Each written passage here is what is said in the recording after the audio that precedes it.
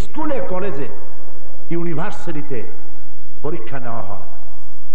সেই পরীক্ষা যখন হয়, সে পরীক্ষার সময় থাকে কত ঘন্টা?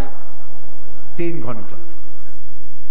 এই 3 ঘন্টার সময় নিয়ে যখন পরীক্ষা দিতে বসে ছেলে, প্রশ্নপত্র যখন পেয়ে গেল, আপনারা বলুন, কোন পরীক্ষার্থীকে আপনারা কি দেখেছেন যে প্রশ্নপত্র সামনে পাওয়ার পর পরীক্ষার্থী সে তাস খেলতেছে, জুয়া খেলতেছে, গল্প করতেছে? দেখেছেন কখনো?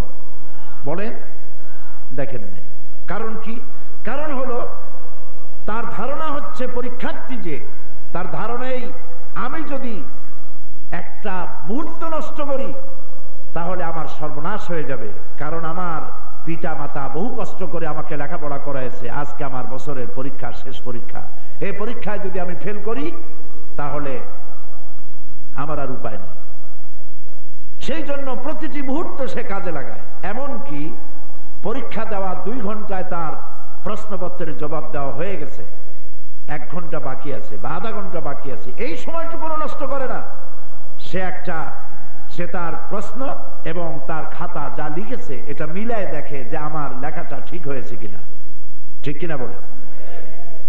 পরীক্ষার সময় প্রত্যেকটি পরীক্ষার্থী সে তার জীবনকে, তার প্রতিটি মুহূর্ত সময়কে এভাবে মিলিয়ে দেখে যে আমার কোনো সর্বনাশ হলো কিনা।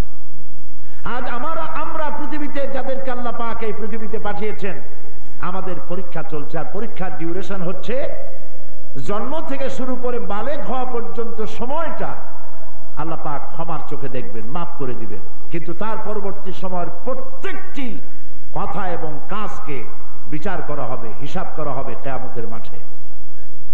দুনিয়া আমরা যে পরীক্ষা দেই, এই পরীক্ষার রেজাল্ট বের হবে এই পৃথিবীতেই। আর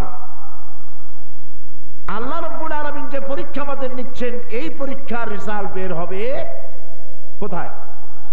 বলেন সবাই, আখিরাতে।